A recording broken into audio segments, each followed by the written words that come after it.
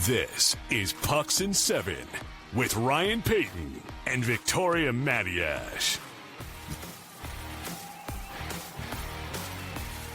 So I'm going to introduce us in a different way. Not introduce us, but introduce the show in a different way. Don't think I've done this before. Go on, then. Thank you. So last night, Edmonton won 4-3 in Game 1 over Florida in overtime. Almost went to double OT. We'll break down the game and a whole bunch of things in between and other off-ice news too on this edition of Pucks in 7 in a second. But I want people to remember the number 4 and the number 3. And that score, 4-3. Even though I have the Panthers in 6, if the series goes 7, which after last night, hopefully it will, because that was amazing, it'll end 4-3. Hell of a hockey game. It'll end 4-3. That's all I'm saying. Keep the number in mind. Keep the separate numbers in mind. What a game that was. Welcome to the show. Ryan Paton, Victoria Matiash, brought to you by Rogue Sports and Media. I will talk Nikita Kucherov. Also, before the Stanley Cup Final began, Game 1, Gary Bettman addressed the media, had the State of the Union. We'll talk CBA, the Hawkeye technology, not the Chicago Blackhawks thing, Vic, as we talked about. Yes, but that's okay. I read that text too quickly. I know you did. You're like, what's this Hawks thing? Talking about the Blackhawks. Love it.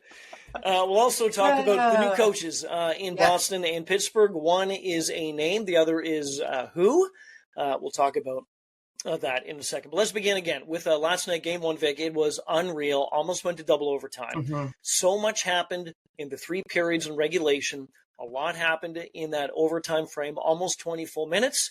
And at the end of it, give credit where credit's due. Heck of a game. Edmonton found a way to come back, and they found a way to strike first.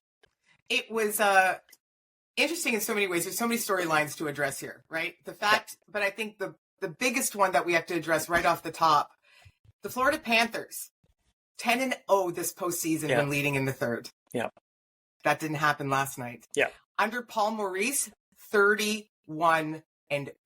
Yeah. This just tells us, or shows us rather, the Oilers just are showing us now that they are a slightly improved version over last year's team. Sure. Which was still pretty damn good and took the Florida Panthers to a Game 7 and they lost by a goal. Yeah, they were a goal away. A goal away like Florida was. This was a game the Oilers were supposed to lose. They were supposed to lose this game. Florida was up 3-1 and then 3-2, obviously, until it was tied up. That's the way that the math works. But in general, this was a game that the Oilers were supposed to lose, and they didn't. And there's reasons why they didn't lose that game, and a delay of game penalty obviously came into play. We'll get into that in a little bit. Formidable response. After being done, you just don't beat the Florida Panthers in the postseason when you are down 3-1 in the second period, and they did. And in the second, this was a tale of 2 periods as well, in the second and the third. And in the second, I believe the shots favored Florida 17-8. So Stuart Skinner was great. But then chef's kiss. He was chef's kiss in the second period. But then in the third, Florida was outshot 14-2. And I did the math, and you combine the 14-2 in the third and the shots on goal both teams had, and again, almost a full 20 minutes of overtime, the total after the third and after OT was 24-8 in favor of Edmonton. So just based on that alone, Vic, there's no reason to think Edmonton should not have won this game. But again, Paul Maurice said after the game, it was an overtime goal. It could have gone either way.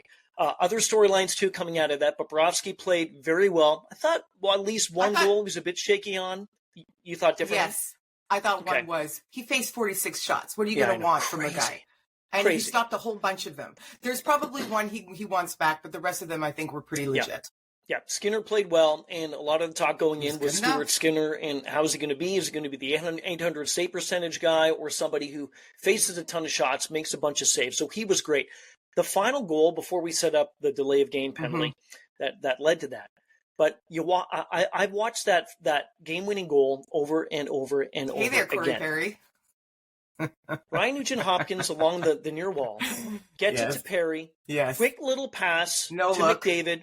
A beautiful saucer to Draisaitl, right?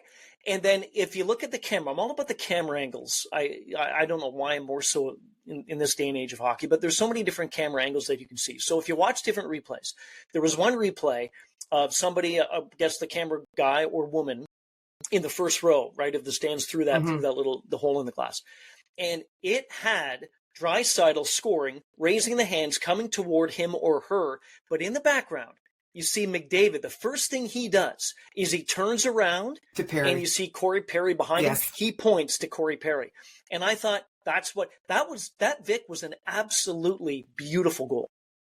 The no look, yeah, plus the gorgeous pass from McDavid to Draisaitl, plus a perfect shot, essentially. Yeah. Again, maybe Bob would like a second chance at, but really a pretty gorgeous shot. I don't know, to be honest. I don't know many goalies that would have stopped that shot. It was under his arm, so I think maybe he had a little bit better luck. And I know he was in tight, Ryan. I know. But I wonder if you asked Bob if he would like to face it again, I think he would say yes. Of course he would. But it was still a very, very pretty goal. It was a very pretty setup. I was a little grateful, no horse in this race, that we weren't going to double overtime, because I'm already going to lose a lot of sleep this postseason. With the way it was close. It was close. I'm like, oh no, somebody get this resolved. I still would have rather it not be on a power play where the penalty was earned in a questionable manner. Yeah, do you want to talk about that? Sure. One last point first. Oh, yeah. We talked before this series that the secret to the Oilers' success, their star players had to be effective, which they were. Yep. But they also needed contributions from the supporting cast. Mm-hmm. I present to you Arvidsson and Podkolzin. Yeah. Because without them getting the Oilers back in the game, we're not talking about no Draisaitl and OT winner. No, we're not. So they played their part as well. I thought Kasperi Kapanen was very effective in this game. So there were other contributors. I mean, what can we say about Matthias Ekholm at this point? Yeah. Right? He's had one game warm-up, and he looks like he's been playing the entire postseason. He is their best all-around defender. So it's not just the Draisaitl McDavid show, and it can't be. That's my point. Yeah, depth was a huge story going in, because the amount of goal scorers on Florida compared to the ones with Edmonton, pretty much identical. I think they were 19 apiece, something like that. And you're right, you need, and we talked about this at length, and we'll probably do it through the rest of the series. It's the lines 3, lines 4, that third set of defensemen, the PK, the blocking of the shots. Yes, you can have some of the greatest players in the world playing on each team, which a lot of them are. But at the end of it, it's the guys who put in those really hard. I'm not saying McDavid and Leon and Barkov don't do hard minutes. They do. They're not playing 40 minutes a game. That's right. Exactly. There's going to be a lot of time when they're not on the ice, and you need the other players to contribute. Go ahead. Two things. The Bennett goal, it was challenged. Where do you stand on that? I think it was not a great coach's challenge, and I didn't. That's not hindsight. At the time, I said, "What are you doing?" To the television set. What are you doing? Did it say anything back to you? Well, Vic, I'm just in slow-mo right now. Well, eventually, I think it was Wes McCauley who told me that. It's a good goal. It was a trip. Pushed. Did he make the most of the situation? Of course he did. Is he a hockey player? What are you going to ask him to do? But for Knoblauch, I'm glad it didn't affect the outcome of the game, because I don't like that. Agreed. But to point out, this postseason, Ryan, coaches' challenges for goals, I know. 0 for 4. Yeah, so maybe we want to take a really good, hard look at these, because guess what? Penalty given to the Oilers. Guess who scores on the power play? Right? I know. So you have to be extra careful with that. So I thought it was the right call. You? Yeah, I did too. Okay. I absolutely did. And you watch it initially, and plus nobody would have been talking as much about it if it wasn't Bennett who was the one who was in the crease, right? Such a poop disturber. But he knows what to do. And you're right. When he was coming back and he got upended a tiny bit. Oh, I'm just going to keep I'm not going to try to get it. Why wouldn't you? He was legitimately tripped. He was. How about it? He is going to get paid. No, he is. He is. Let's talk about the delay of game penalty. And you and I addressed this just before we came on, and how we don't want to see any game decided by that. Now, if Edmonton didn't score in the power play, then went to double OT and the Panthers won, even Edmonton won, then nobody would have said, okay, yeah, they got away with the penalty and the Panthers did the PK, everything was fine. But the fact is, they were down a man and Edmonton scored. I'm just going to tell you about this whole puck over glass thing. It irritates the you-know-what out of me. I think it is the dumbest rule in the NHL. The problem is you can't change it, because you can't word it differently, because you just don't know what the person on the ice is thinking. Let me just read this to you. I understand. In ice hockey, a puck over glass penalty, also known as delay of game, is called when a player, while in their defensive zone, intentionally shoots or bats the puck directly, not deflected, over the glass and out of play. The key word is intentionally. I throw this to you. There is no, how many players in the league? 800, 700, something? Is that what it is? Thereabouts. Whatever. There's more than 5.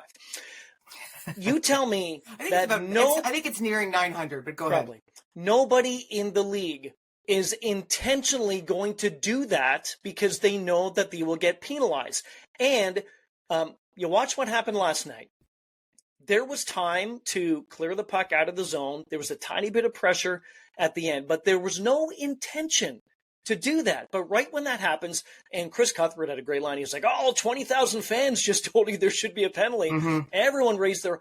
I think it's a stupid penalty. But the problem is you can't change the wording in it because the word intentional is, well, obviously we don't think the players intentionally do it, but you can't say, let's review that. You can't review inside someone's mind and get a clear picture. You can only review what you see. So I don't know. I'm going to argue you. Ready? Please do. Because I know you agree with me on this. High sticking penalty. Are you responsible for your stick? Yes, you're responsible for your stick. So why are you not responsible for your stick when you're shooting the puck over the glass? Yeah. Why? You're still responsible for what you're doing. I think the intent in the intentional verbiage is more to address that if it doesn't go off another player, if it isn't deflected in some other manner. I think it's poorly worded, Ryan. I'm going to totally give you that. It's terribly You don't know what is in the player's brain. And nobody is doing this on purpose, because they know they're going to get the 2 minutes and then they're going to put their team in a rough spot. Like we should mention Tomas Nosek did last night and basically did cost his team the game. Side note, Nosek does this a lot. He is he's a repeat offender when it comes to the over the glass delay of game penalty. I'm just as a side note. Yeah, I don't like it. I don't love it. I don't love it, but I don't know what the solution is. They brought the rule in because they didn't want players to shoot the puck over the glass so that everybody would get a break and you could reset, right? Oh, yeah. No, and I get that, but there's nobody doing that intentionally. And even the high sticking thing, I understand you're responsible for your stick, but so many high sticking calls are completely accidental. You're going for the opponent's stick. But we still call them. That's what I'm saying. I know. I know it's not going to change. I just don't like it because I know the intent for the most part, especially with the puck over the glass, it is nowhere near anyone's mind. Oh, anyway, I agree with you. Game 2, who knows what's going to happen? We'll find out tomorrow night. Game 2. Stuff is going to happen. Yeah, let's just not decide this thing on a penalty like that, please. So whatever you guys do. Hey, we're on the same page with that. I know. Okay, let's get to some off-ice news before we get some coaches. A new one's in Pittsburgh, new one in Boston. A familiar name, I guess, in Boston. Brock Nelson signing a contract in Colorado. Great deal for him, a great deal for the Avs. I kind of got the sense, too, at the end of the season and even the last number of days that this was going to happen, and it ended up happening. I like it, too. So 3 years, $22.5 million, so $7.5 per season. I thought that was the logical number. I think we all talked about between 7 and 8 for him. He was coming off a deal where he made 6. Salary cap is going up. So he's essentially making the same amount of money. Why isn't he making more? Because he's 33 years old. If he was 27, he would be making more. So Colorado is all in on this. We have our second line center for next year. And maybe he's a third line center thereafter because of what other pieces that might eventually come in. And that's why a 3-year deal. I'm a little bit surprised it wasn't 4 years just based on his age. I thought maybe his agent would fight and scrap for that extra, but maybe that would have been a 6.5 per as opposed to 7.5. Yeah. Right. And you know what? If you the 3 years, maybe it's an ideal one because the cap is going up. There's that. That's a huge each factor of the too. next Good point. 3, and then maybe, hey, in year 4, let's just see where we're at in year 4, and maybe we can get a bit more. Yeah, he's going to be 36 though. I know. I know. Hey, so but I like it. I like it for both of them. So too is Brad Marchand. He's getting up the range as well, and he's going to cash in. He was interviewed, and it was interesting by Elliot Friedman. Before the game, and one of the questions was, "Hey, Brad, I know you're a UFA at the end of the season, and have you thought about this?" He's like, "Oh, I'll discuss it after the season's done." Yeah, I heard this. And whatever. And then the question was, "Hey, have you ever thought about playing in Canada?" And he said everything's on the table. I firmly believe that he'll end up in Canada. Do you? Yeah, I do. I really do. And now the question is, based on what he's doing, what is he? He's 37. He's 37. So 51 points last season, 23 goals. I'm talking about last season as in not the playoffs, but the regular season. 6.13 mil. That was the contract. Word on what he's going to get. There's word on what Mitch Marner probably will get. What about Sam Bennett? He's going to get paid. And it's not only the teams or the players' agents that are going to go to these teams, and the team's going to go to their agents and say, hey, this is what we can offer you. It's number one, especially with Brad Marchand, for example. He doesn't want to go to a place where you're in a complete rebuild and growth phase. No, you want to go to a contending team still to end your career. I still firmly believe that he'll be the type of player, regardless of where he signs the next contract, he'll sign that one-day deal with Boston way down the road. Of course he will. And end his career. But anyway, the point is, the more that he just does this, what number, Vic, do we think that he's going to, is he going to get close to 8? Is it 7 point something like Nelson? What is it? He was a star in that game last night. And I know we're just talking about one particular game, but he was a game changer beyond the goal that he scored. Yep. That, got Florida really going. Beyond that, he does everything well. He's an agitator. He can still move. We're now hearing more and more about how great he is in the dressing room, which is that's going to earn you an extra mil, because look at the presence that you bring, and you unite the team, and everybody plays a little bit better. Sure, it's an intangible. It doesn't matter. Intangibles get paid all the time. Yeah. How can you pay him 8? Say it's a 3-year contract at 8. You're at 24. That seems pretty steep to me, even though what he still can bring to the table. I'm sure that he will be offered. Sam Reinhart's getting 8. I know. He'll be offered. How can you give him Sam Reinhart? Because some teams will. Some teams will, just like they're going to give Mitch Marner. I saw the other day 12.45, 12.5, 13 point this, 14 point something. I've heard 14 thrown around. The number is astonishing, right? We had Emily Kaplan on this week, and she suggested Columbus. That I didn't hear about that before, but that's what she thinks. And the more you think about it, there's going to be teams that will throw money. The question will be to every single one of these free agents is, where do they want to go? Do they want to give up a little bit more money in order to maybe win closer to now than later? What are the tax considerations, state by state, province by province? That's going to come into play as well. It's not, people dismiss it a little bit as a factor, but it's not. I know for certain it's not. Yeah, no, it's a factor. It's a factor. Anyway, we'll see. How much does Bennett make? I'm going to say 8. He can't, again, I'm using... I know. You go back to... Just forget he's even playing. Let's just focus in on Bennett. Yeah, I know. The Panthers metric is what I'm focusing on here. I know. To me, he can't make more than Sam Reinhart. Yeah, he scored a gajillion goals 2 years ago and scored a bunch last year too, by the way. Yeah. He can make more than Carter Verhaeghe, who I believe is making 7. Right. So you got to tuck him in there. So I think the magic number is 8. I do. Okay. Now watch, he's going to get 11 and a half. Imagine, right? Yeah, for 1 year. And then, no, I'm kidding. That'd be some contract. Okay, let's move on to some new coaches. So in Boston, Marco Stern is now with the Boston Bruins. I didn't know this. Well, I did know this. I had forgotten about it. I knew he played for Boston, and he played from 2005 to 2010, but I forgot that he scored the overtime winning goal at the outdoor game in 2010 at Fenway. I don't remember that either. Yeah, that's fascinating. So I had to look. I'm like, oh yeah, you did score that. Anyway, he's taken on a team now, Vic, in Boston. Worst team in the last 20 years when it comes to the Bruins. They were terribly defensively. Goaltending was awful. They couldn't score. They traded Brad Marchand. There's a lot of turnover with this club. I think it's a good hire. I do. But I just want to see how Boston responds, because I really don't think, I know that there's going to be some changes with the team and how it's going to look in September and October, but I don't see Boston being as bad as they were last year going in now to this season. Well, they have some transactions they need to make this offseason to improve themselves. I mean, I think we all realize that. What I do like about this, we should mention, he's not coming out of nowhere. He's been an assistant with the Los Angeles Kings for some time. He's coached the German national team very successfully. He's enjoyed success with development teams and in different areas. So he's not just, coming off the couch, so to speak. Right. He's bringing a hard-nosed approach, according to Boston management. I think that is the identity of that team, so I like that. What I do like about this, I think he's 46. Just compared to, you and I talk about this all the time, the coaching carousel. It's recycle. And it's going to be the same situation when we get to Pittsburgh in 2 seconds. But I like the fact that it's going to be a fresh voice, a fresh face. We get to see something a little bit different.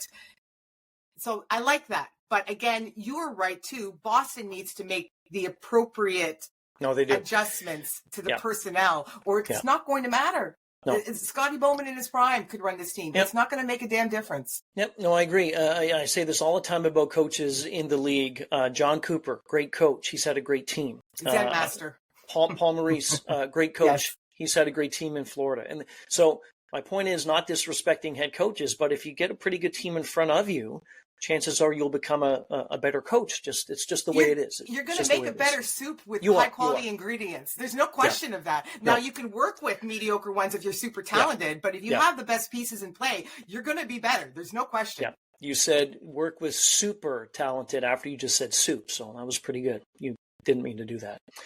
Let's move on. 20 minutes and 17 seconds. That's long. That's pretty long for me. It is. Your restraint has been admirable. It has. I know. Oh, you just wait. The horses have been unleashed. This one came as a surprise to me, and I would assume to you. Same here. So the Penguins naming Dan Muse, 23rd coach in history. You talked about the age of Sturm. Muse is 42. I like this. To me, this is, and I saw this article this morning about how Kyle Dubas, doesn't matter how many years he has left in Pittsburgh and how long it's going to be, who knows? You never know with any job, I guess, in the NHL. Of course. But I do believe that this is something, and it's a statement by Kyle Dubas saying, we're not, again, to what you said about recycling older coaches, we're not going that route. We're going younger. We're going 42. And from what I gather, everybody has nothing but praise for Muse. I didn't know much about him, to be honest. I know he's been in the league 5 seasons with the Rangers as an assistant and Nashville too. Yeah. So I didn't, you don't really know. It's a name, to be honest, I didn't really hear much about, but I like it. I really do, because kind of like in Boston, same kind of thing in Pittsburgh. Let's get this thing back going. Well, he's worked with kids a lot too, right? Yeah. Not in the developmental league, but also on the world stage. And he's enjoyed some success there too. But then you don't just want that.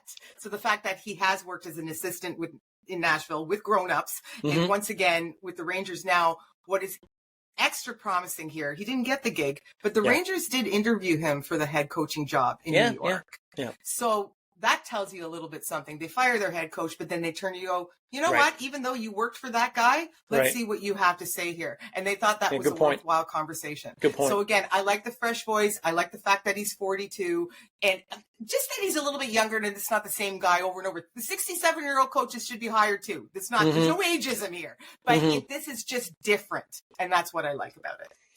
Let's move on. Gary Bettman again addressed the media before Game 1 of the Cup Final. It's the State of the Union. He always does this the day of, certainly the morning of Game 1 of the Final. It's always so fascinating. It's one of my favorite interviews, pressers, whatever you want to call it. Yeah, go ahead. It is. The CBA talks are great. The NHL is in great shape. It's moving in the right direction. So expansion maybe down the road. Yeah, the cap is going up, as everybody knows, incrementally the next few seasons, which is absolutely great for all these teams trying to stay competitive in the league. The one thing that still comes up, and the one thing that will continue to come up, is LTIR, and the whole idea of, well, if somebody's out for an extended amount of time, then you jam them back in when the Stanley Cup playoffs begin, no count against the cap, and it's like he didn't even exist on the team's payroll. So Bill Daly said a couple of weeks ago, he said that the league and the PA, they've agreed to tweak LTIR when it comes to this, and how some teams have taken advantage of that.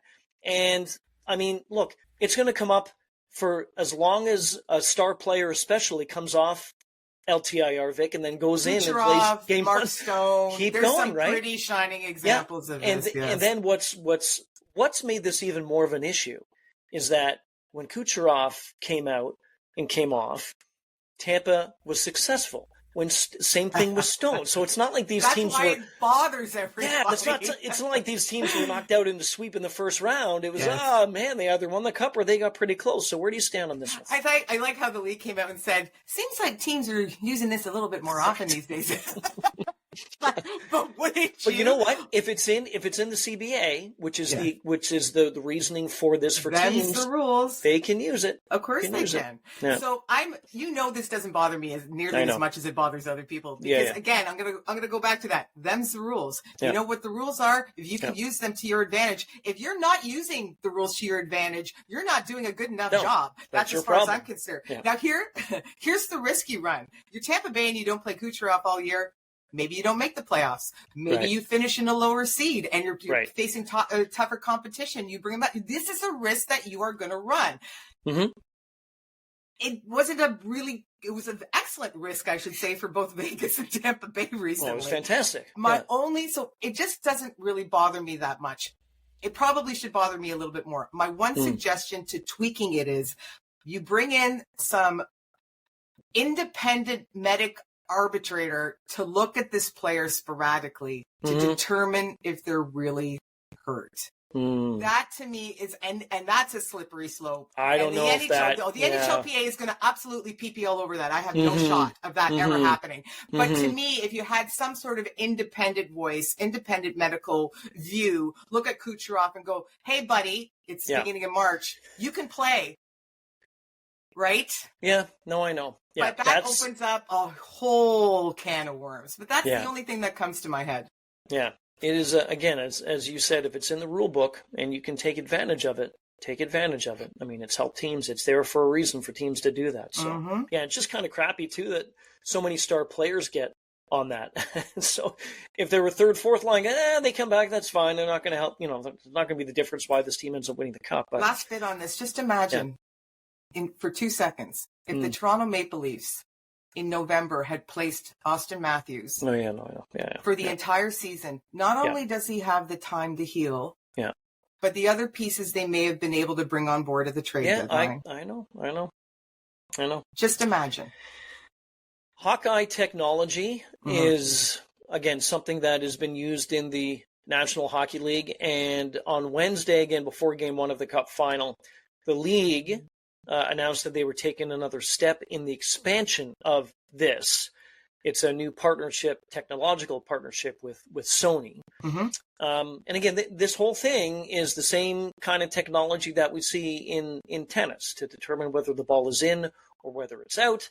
And now this is what we've seen. And again, we're going to have to be looking at this for a long, long time. No pun intended with that looking thing, but we're going to have to look at this for a long time because this hopefully will continue to help officials on the ice and those in the war room look at a call that was made, either overturn it or say, yes, confirmed on the ice, that is the right call, to avoid this whole, hey, we saw this replay and that was clearly in, and yet you called it out. And then that's where this whole thing becomes a mess. It's mostly going to look at offside, which has been used for already, and goals. Good goals, bad goals, determining that type of thing. It's still not, it's not necessarily going to target judgment calls, which is still going to be a part of the game. They can't completely. There's just the physicality of hockey. It's very difficult to say. This is not determining whether a tennis ball is in or out, right? It's a bit of a different story.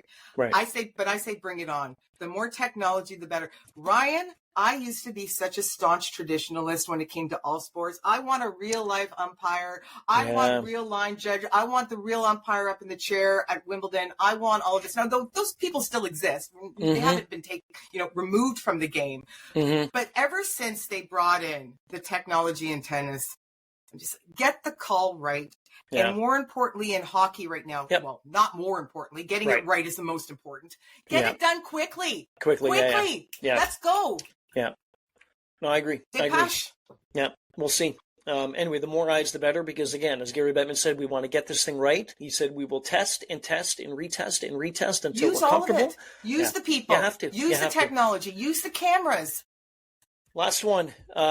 This was a really cool thing, and I saw this video the other day. Julien Brisebois of Tampa called Kucherov into his office, and it was after a skate that some of the Lightning were doing. Kucherov, again, we had D'Andre Lou on not too long ago, and Kucherov already working out and having players. He took off 15 minutes apparently, and then he was back on the ice. I think it was 13 and a half. We'll go to Hawkeye Technology to figure out exactly what that was. But so he comes in, and Julian's like, "Yeah, hey, look, you know what? If when you win an award, we'll fly you down to your family. I'll take care of that."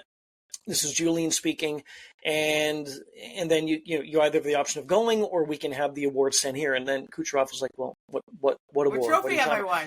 Yeah, and then he said, well, just in case you end up winning one, and you win one, yeah. Right. And Kucherov said, "Yeah, okay, great." But he was like, "I don't want to go anywhere. I want to stay in Tampa." That was pretty much what he was saying. So then Kucherov leaves, and as he leaves, Victor Hedman has the Ted Lindsay Award and the rest of the teammates that were practicing with him, and he was just so surprised. Then he looks back to Brisebois. I love seeing that part of the game because it was such a serious discussion with Brisebois and Kucherov, especially on Kucherov's point.